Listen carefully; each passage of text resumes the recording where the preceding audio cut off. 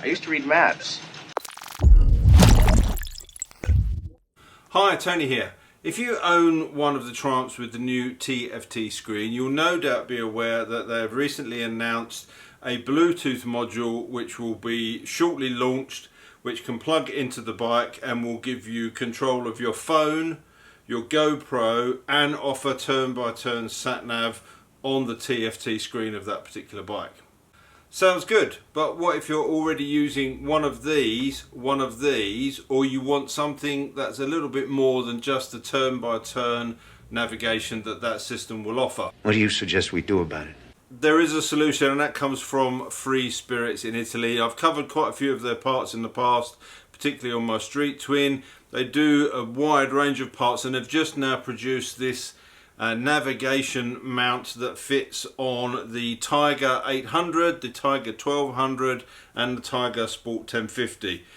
For those of you that have seen the channel before, you probably know I do have a Tiger 800. I also have and I was looking at a way of mounting that, but there's not really very much out there on the market. I've seen some really nice sort of homebrew developments on the forums that people are working at, but this was the first time that I'd seen a manufacturer come with something that looked very easy to install, didn't hinder the movement of the screen at all, and had the option to put lots of different devices onto it. And this is that said part.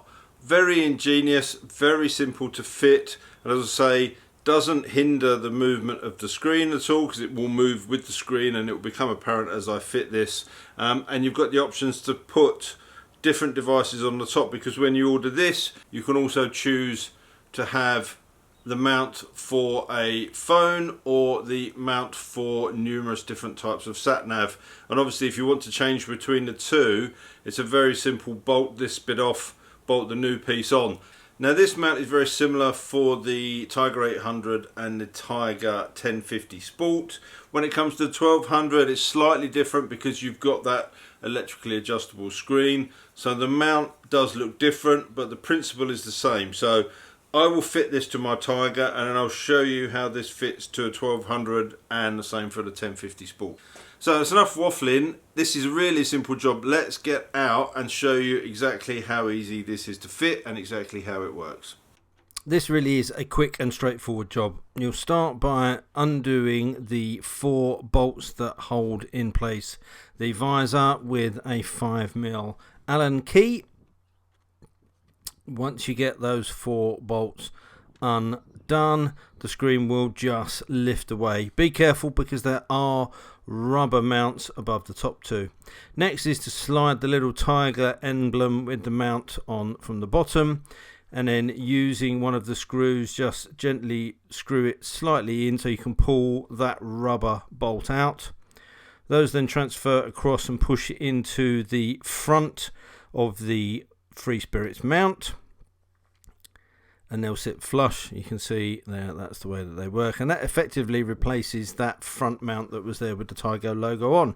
You then slide that back over the top of the adjuster. It can be a little bit stiff. You might want to put a little bit of WD-40. Once it's on, it moves up and down just as freely as the original. Then it's just a case of putting the 4 bolts back in, not forgetting to put the rubber washer back behind the top 2 bolts, and there you have it in place. And you can see on the mount there was that rubber section which sits against the screen. That just adds some stability and stops the mount from flapping around when riding, and it works really well. And then regardless of what head you use, it's exactly the same process. There's a slot that fits over the mount, and there is a Allen headed bolt that just pushes up through and securely fixes that to the mount itself. It's nicely machined, so it's a good tight fit. It's not going to wobble around and create any problems. And then, as I say, just put that bolt up and through, tighten that up, and you're ready to go.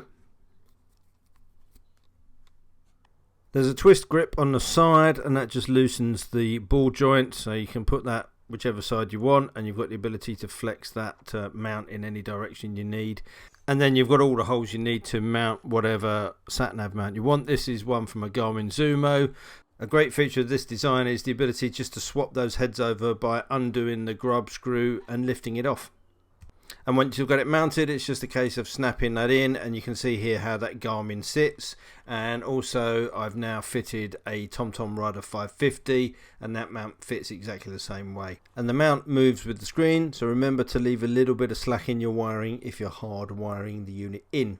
Fitment to the Tiger 1050 Sport is pretty much exactly the same because the screen layout is exactly the same as the 800. When it comes to the Tiger 1200, it's even easier because the mount itself bolts to the two tabs that sit up from the frame. So you've only got to undo the top two bolts, replace them with the bolts from the kit, and then once you've bolted that on, the mount itself just connects in the same way. One thing to bear in mind with the Tiger 1200 kit is that for some reason Triumph changed the thickness of the screen mid-production. So there are two kits and you have to order those dependent on the VIN number of your bike. Right, so a very simple solution, really nicely engineered, fits easily, it's not permanent, there's no drilling or cutting to do, you're just replacing a couple of stock bolts so you can go back to that stock setting whenever you need. You've got the flexibility to change the head if you want to change different devices, and I suspect the most difficult part of the install is actually going to be hard wiring in a sat-nav, which is something I still yet have to do, and I may actually do another video on that because I think the connector under the seat, which is there for that Bluetooth module, can be utilised to run power up to the front to be able to connect this up, so we'll take a look at that. But do I like this solution? Yes, I do. As ever with Freespirits, it's really nicely engineered. They take the trouble to do this and produce a very comprehensive installation instruction for you, and that's one of the things I like about Freespirits. They may not be the cheapest parts out there, although to be fair they're pretty competitive, but they do the R&D, they do the design work, they manufacture them, they test them, they go to the trouble of producing these, and which is why I like using companies like this. No doubt we'll see a flood of these on the market at some point where people pick them up and make copies of them, get them made out in Asia and bang them out at half the price. If you want to buy one of those, if they're around, that's your decision, but I'd rather support the company that's actually putting the effort in and getting these things to us in the first place. Hope that was useful. If you've got any comments or questions, leave them down below, and all that leaves me to say is until next time, thanks for watching, take care, ride safe, and I'll see you soon. Bye.